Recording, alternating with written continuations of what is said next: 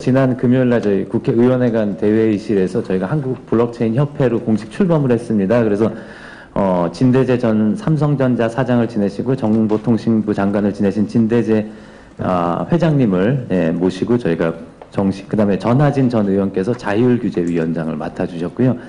저는 이제 한 사람의 이사로서 이제 활동을 하게 됐습니다.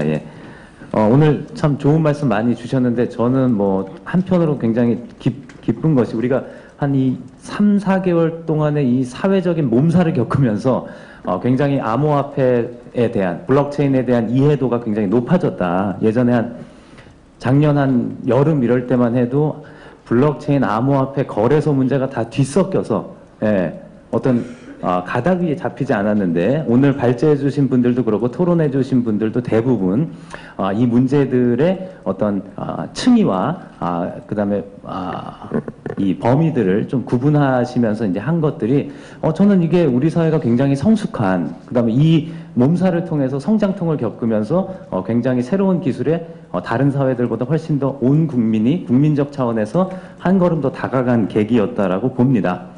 그러나 한편으로 좀 안타까운 것은 이 토론, 이 사회적 논쟁에 임하면서 우리 모두가 그렇지 않으면서 실은 다 답을 가진 것처럼 행동하는 것 있지 않습니까? 저를 포함해서 반성이기도 한데요. 우리는 신기술에 있어서 답을 갖고 있지 않습니다. 앞으로 우리 도로 위에는 자율주행 자동차가 다닐 것이고요. 우리의 거래 상대로는 인간이 아니라 인공지능이 될 수 있을 것이고요. 그리고 우리가 이제 예전처럼 전기를 한전에서 원자력 발전소, 화력 발전소에서 한꺼번에 끌어 쓰는 게 아니라 우리 이웃의 옥상의 태양광 발전소에서 우리 집 세탁기가 자동 거래를 갖고 전기를 끌어올 것이고요. 이런 것을 우리가 격변기라고 합니다. 우리는 이 모든 변화에 대해서 답을 갖고 있지 않습니다. 때문에 지금 중요한 것은 어설프게 지난 경험을 바탕으로 해서 답을 내릴 것이 아니라 우리는 제대로 된 질문을 해야 될 때가 아닌가 싶습니다. 그래서 이 새로운 것들을 어떻게 우리가 적용을 잘할 것인지, 여기서 파생되는 문제는 무엇이고 그 문제들은 어떻게 극복할 것인지, 이런 것들에 대해서 우리가 제대로 된 질문을 던질 수 있을 때 우리가 다른 사회들보다, 다른 국가들보다 훨씬 더 앞서서 그런 것들을 수용할 수 있는, 성장의 엔진으로 삼을 수 있는, 그 다음에 부작용들은 선제적으로 제거할 수 있는 그런 사회적 역량을 키울 수 있다라고 봅니다. 그런 차원에서 지난 몇 개월간의 토론이 어떤 답을 미리 상정하고 그 답을 제시하기 위해서 움직였기 때문에 자칫 소모적이 되는 것으로 좀 흘러가지 않았나 싶고요. 지금부터라도 우리가 질문을 제대로 던지려면 과연 이 블록체인은 어떻게 키울 것이고, 암호화폐는 블록체인 생태계를 위한 새로운 형태의 이른바 자본시장인데, 이 자본시장은 우리가 기존 자본시장처럼 어떻게 받아들일 것, 제도화할 것인가, 이런 것들에 대한 적절한 질문들이 이루어져야 할 것이고요. 다만 거래소를 둘러싼 문제는 단호하고 신속한 대책이 필요합니다. 오늘부터 실명제가 된다고 하지만 그 실명제라는 것이 지금 아까도 말씀드렸지만 새로운 신규 진입하려는 거래소들, 스타트업들의 어떤 공정한 기회를 박탈하는 형태로 지금 되고 있습니다. 그러니까 원래는 금감원 주도로 은행권과 저희 업계가 같이 얘기해서 모든 사업자들에게 평등하게 본인 확인성이 강화된, 또 소비자들에게 투명한 그런 것들을 1월 1일부터 시행하기로 했음에도 불구하고 정부가 오락가락하면서 지금 제한된 상태로 신규 참여자, 신규 기업들의 공정한 기회를 박탈하는 형태로 이루어지고 있는 것이 저는 굉장히 안타깝다라는 생각이 들고요. 그래서 제 발언을 정리하면서 이 거래소에 대한 게 어떻게 이루어져야 될 것이냐 좀 대안들을 좀 말씀드리도록 하겠습니다. 그래서 지금 이게 뭐 화폐냐 재화냐 금융상품이냐에 대한 논의보다 더 중요한 건 거래 행위에 대한 규제가 있어야 되고요. 거래소를 금융감독원이 직접 들여다보는 형태로 아까 나온 여러 가지 문제점들, 뭐 시세 조종이라든지 정보 비대칭성을 이용한 고객을 기망하는 행위라든지, 그다음에 고객의 일본에서처럼 일어난 것처럼 고객의 자산을 해킹당한다든지, 이런 최소한의 문제로부터 소비자들, 투자자들을 보호해야 합니다. 그렇게 키워나가야 될 것이고요. 그리고 이 문제에 꼬인 모든 것의 근본 원인이 금융당국에서 이걸 제도화하면 정부가 여기다 공신력을 부여하게 된다라는 이상한 논리 구조를 고집하시느라고 지금 우리가 시기를 놓쳤습니다. 근데 지금이라도 이 행위를 규제하는 것이 이것에 공신력을 부여하는 것과 동치시키지 않는다라는 좀 생각을 하셨으면 좋겠고요. 그래서 일본이나 미국처럼 제도화를 하더라도 이것의 투기성에 대한 경고는 동시에 하는 그런 성숙한 행정력을 보여줬으면 좋겠습니다. 그리고 김치 프리미엄 문제는도요. 지금처럼 문제가 생기고 있는 것이 시장의 수요를 억제하면서 시장을 또 닫아두면 김치 프리미엄이 더 커집니다. 지금은 이제 단기적인 효과로 이제 내려가 있습니다만 이걸 근본적으로 해결하려면요. 수요와 공급을 같이 봐야 되는데 그럼 창의적인 해결책이 뭐냐? ICO 같은 것들을 허용해야 됩니다. 어제 한 2시간 만에 동인한 ICO, 한국의 기업가들이 만든 ICO가 있습니다. 게임과 증강현실과 새로운 이더리움 기반의 코인을 결합한 ICO인데 2시간 만에 동인났어요. 근데 제가 그 대표님을 만나서 여쭤봤더니 한국에서 못하게 해서 에스토니아에다 법인을 설립하고 하셨대요. 그 만약에 몇백억 원어치가 몇 시간 만에 전 세계적으로 동인하는데 그게 만약에 한국에 법인 설립됐다면 그만큼의 몇백억 원어치 이더리움이 한국에 들어오는 겁니다. 그러면 수요와 공급의 문제, 언밸런스가 불균형이 해소돼서 창의적으로 이 문제가 해결될 수 있는 겁니다. 그래서 자꾸 제대로 된 질문을 던지면서 창의적인 답을 찾아야 한다라고 보고 있고요. 그 다음에 지금 단기적으로 가장 중요한 문제는 한국 시장의 거래 양태를 보면은 해외 시장에 비해서 예컨대 일본은 우리보다 거래 규모가 큰데 대부분의 코인이 비트코인과 이더리움, 검증된 코인 위주로 이루어지고 있는데 한국은 검증되지 않은 코인들의 비중이 30%, 40%입니다. 그렇기 때문에 거래소들에 대해서 금융감독원이 직접 규제할 수 있는 틀을 만드는 동시에 자율규제 같은 것들을 통해서 한국 시장의 거래소들에 올라오는 코인들이 제대로 검증된 코인인지 정말 이것들이 진짜 블록체인 기술로 만들어지고 그런 투명성을 보장하는 코인인지 소비자들에게 정보가 낱낱이 공개될 수 있고 그런 정보를 공개할 수 있는 거래소들만 이런 것들이 코인들을 책임하에 올려야 됩니다. 저는 일부 거래소들이 지금 일부 재단들과 결탁해서 이 코인을 만드는 재단들과 결탁해서 뒷돈을 받고 이 코인들을 올려오는 그런 행태들도 시도들도 있다라고 들었습니다. 그래서 이런 것들을 막으려면 빨리 이런 것들이 제도화돼야 됩니다. 그것이 자율규제가 무엇이건 간에 아까 안찬식 변호사께서 발제해 준 대로 금융감독원이 이걸 직접 들여다보는 행위규제 플러스 그 다음에 공백지대는 자율규제로 이렇게 메꿀 수 있는 이런 민관이 함께할 수 있는 규제체계가 거래소에 대해서는 빨리 나와야 줘야 될 것 같고요. 그래서 혼란을 막아야 되고 암호화폐 시장과 블록체인에 대해서는 우리가 제대로 된 질문을 던지면서 정말 장기적인 시야를 가지고 이걸 어떻게 성장의 엔진으로 만들어갈지 고민이 필요한 시점 같습니다. 예, 이상입니다. 예, 고맙습니다. 그다음에 금융위원회 최훈 국장님께서 토론해 주시겠습니다. 네, 최훈입니다. 일단 이게 신뢰의 기술이라고 하는 이제 블록체인과 그거를 작동시키기 위한 이 가상 통화가 사회 전체적으로 어떤 이 불신과 대립, 국민과 정부 또는 이용자와 비이용자, 청년과 이제 중장년 세대 이게 완전히 다 갈라놓는 어떤 불신의 아이콘이 된 거에 대해서 상당히 좀 유감스럽게도 생각을 합니다. 결국에는 단기간 내에 일어났던 어떤 그 가상통화의 급등락 장세와 이제 과열이 근본이 됐었을 텐데요. 그 부분에 이제 입법이 왜 늦었느냐 하는 거는 통상적인 어떤 입법 과정을 보게 되면 그동안에 일어날 수 있는 상황이 아니고 아까 뭐 토론자분들이나 발제자분들이 말씀해 주셨지만 한두 가지 검토해야 될 사항들이 아니고요. 그런 부분들 때문에 사실은 이게 어떻게 보면 사각지대에 있는 부분이 좀 있다고 생각이 들고요. 불과 뭐 김진아 대표님을 포함해서 제가 2년 전에 한번 이거 뵙고서는 그 당시 비즈니스 모델을 생각했었을 때는 초기에 P2P 모형에 가장 가까운 형태의 비즈니스 모델들을 저희한테도 좀 설명도 하시고 하셨습니다.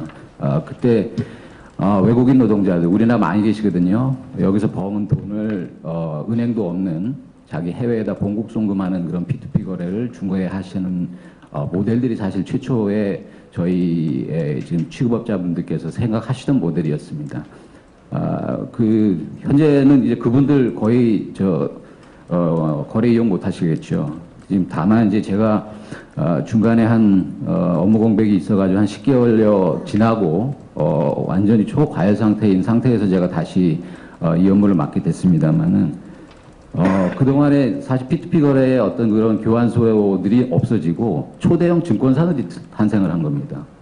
이래서 이 부분들 때문에 거래가 폭발이 되고 엄청나게 이용자들을 뭐 다양한 광고든 마케팅을 통해 가지고서 이렇게 들어와 있는 상황들, 이런 부분들에 대해서 사실은 좀 어떤 시장 상황에 대한 인식 차원에서 조금 지적을 하지 않을 수가 없을 거고요. 이 기술들에 대해서도 저희가 사실은 이제 금융권에서 적용 가능한 부분들에 대해서 검토를 했었었고, 예, 이 부분은 결국에는 이제 보안에 관한 기술이기 때문에 가장 많이 쓰이는 분야가 결국에는 이제 공적인 기관이나 금융기관 쪽일 겁니다. 그래서 이 기술 자체의 그 혁신성이라는 것들도 그럼 기존의 3자가 중개하는 시스템과 이 3자가 매개가 없는 시스템 간의 시스템 경쟁이 벌어질 거고요. 그러니까 거기에 따른 경쟁의 그런 승패는 결국 거래 비용이 될 거라고 봅니다. 근데 지금 나와 있는 이 코인들이라든가 이런 것들의 가격이 앙등을 하게 되면 오히려 제 3자가 있는 거래가 훨씬 더 싼 가격에서 처리를 할 수밖에 없다면 이 시장은 결국 시장에서 결정이 되고 그 시스템 간의 거래 비용에 의해서 경쟁이 될 텐데 그 부분에 대해서들은 결국에는 이제 저희가 좀 지켜봐야 되겠습니다만 저희 쪽은 일단 이제 프라이빗한 형태지만 금융권 내에서 은행, 증권, 보험들 각각에다 컨소시엄을 두면서 이 보안에 갖다가 활용할 수 있는 기술적 분야로 지금 이제 사업들을 진행시켜 나가고 있다라는 말씀을 좀 드리고요. 두 번째는 지금 이제 규제와 제도화라는 걸 가지고서 이제 좀 이렇게 입장 차이가 있게 좀 보여지는데요. 사실은 저희 금융당국은 금융 이용자 보호를 하는 사람들입니다. 규제라고 하셨을 때는 이 규제가 무슨 뜻이냐면 이용자에 대한 보호라는 뜻이죠. 그다음 제도화를 쓰시는 분들 입장에서는 업자에 대한 보호를 얘기하실 겁니다. 그러니까 이 부분에 대해서도 단순히 제도화를 왜 안 했느냐, 규제를 왜 하느냐라는 관점에서 보시지 말고 누구를 보호하기 위한 그러니까 입법의 목적이 어디에 가 있느냐에 대해서 좀 초점을 둔 얘기가 됐으면 좋겠고요. 이게 이제 규제다, 제도화다 이런 식으로 돼가지고 서로 편가르기가 되기 때문에 저희는 제가 생각하기에는 어떤 규율 체계를 마련한다, 내지는 입법화한다는 표현으로 하는 것이 보다 좀 중립적이지 않을까 생각이 듭니다. 용어나 정의부터 시작해서 이 법적 성질, 그다음에 업자 규제, 이런 부분들에 대해서 규율 강도 부분들에 대해서 많이 말씀을 해주셨는데요. 사실 어느 나라도 부분적으로 이제 기존법을 개정을 통해 가지고서는 규율하고 있는 일본을 제외하고는 미국에서 나타나고 있는 비트라이센스를 규정, 뭐 그 정도밖에는 지금 구체적인 규율 체계가 마련된 곳이 없습니다. 그만큼 이게 혼선되어 있다고 하는 것인데 종합적인 규율 체계가 없다고 해서 규율이 안 이루어지고 있는 것은 아니고요. 다만 현재 이루어지고 있는 방식은 거꾸로 방식입니다. 현상적인 부작용을 막는 방식으로 일어나고 있습니다. 그러니까 미국도 일본도 유럽도 마찬가지고 저희도 마찬가지 지금 이제 하고 있는데요. 가장 커다란 부작용의 문제가 지금 이를테면 이제 자금 세탁에 관한 문제일 것입니다. 그래서 자금 세탁에 관한 문제들에 대해서 규율을 해 들어가고 또 하나가 이제 세금에 관한 과세 문제가 될 건데요. 그 부분에 대해서도 세법을 통해서 하는 방식으로 들어갑니다. 이 방식이 앞서 이제 발제분원이나 토론분에서와 접근 방식과 조금 다른 이유는 이것이 무엇이다라고 정의를 내려놓고 가지 않으면 뭐 업에 대한 규제건 뭐 이런 부분들이 굉장히 어렵습니다.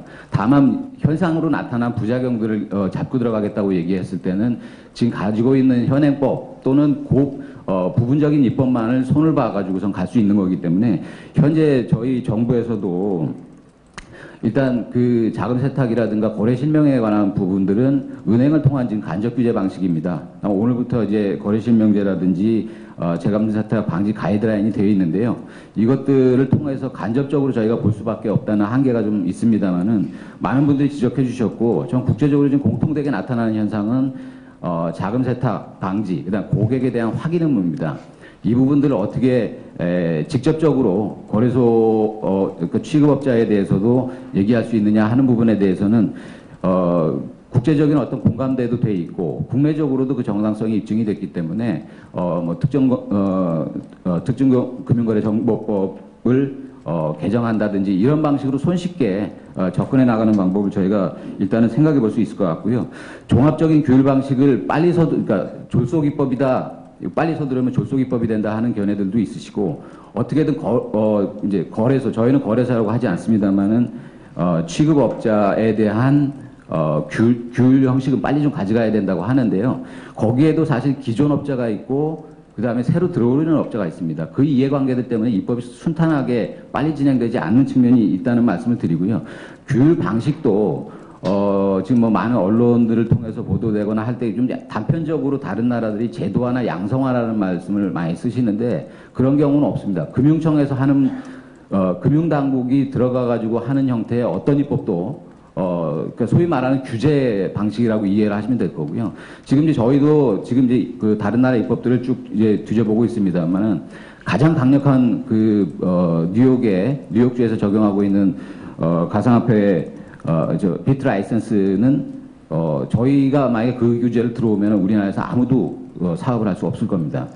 근데 아까 이제 언급되셨지만 일본의 규제 방식은 또 미완의 입법 방식이란 말이죠. 그러니까 거래소가 고객 자산과 자체 자산을 분리하기 위해서 파산으로부터 보호하기 위한 형태의 법을 가져오다 보니까 업을 등록을 했는데 이 등록 방식은 종합적인 방식에 있어서는 조금 아직까지는 미완의 법제라고 볼 수밖에 없기 때문에 저희는 그 부분에 대해서 다른 나라 법제 동향들을 좀 면밀히 좀 살펴보면서 지금 이제 어떤 형식이든 간에 각국에서 시장에서 지금 열기들이 저희 소위 말하는 이제 주식시장에서 순환매가 나타난다는 식으로 수익률이 높은 쪽을 쫓아다닐 겁니다. 국가 간의 해외 거래가 가능하기 때문에 우리나라에서 나타나던 것이 다른 어느 나라로 옮겨갈 거고요.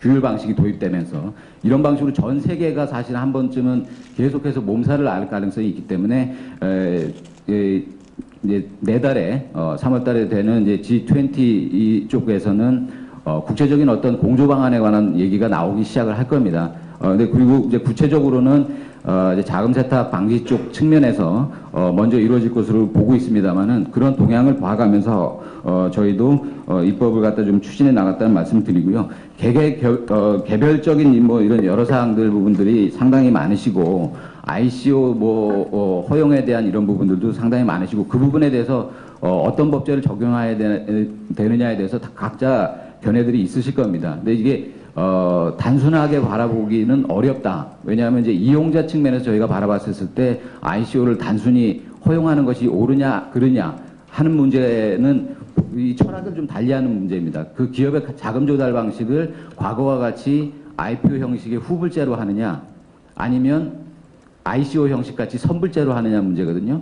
그러니까 이제 그 뒤에 어떤 서비스라든가 뭐가 나오기 전에 선불 방식으로 투자를 하는 것도 허용해 줘야 된다는 견해가 있을 수 있습니다. 그것은 기업들 입장에서는 그렇게 바라볼 수 있겠죠. 그러나 이용자를 보호하는 입장에서는 반드시 그렇게 볼 수는 없다. 그래서 이제 다른 나라들, 특히 이제 미국 같은 경우, SEC 같은 경우는 증권 규제를 채택을 하고 있는데 이것을 어떤 정의를 내려서 증권 규제를 채택하는 것이 아니라 증권의 공모형 형태이기 때문에 그런 겁니다.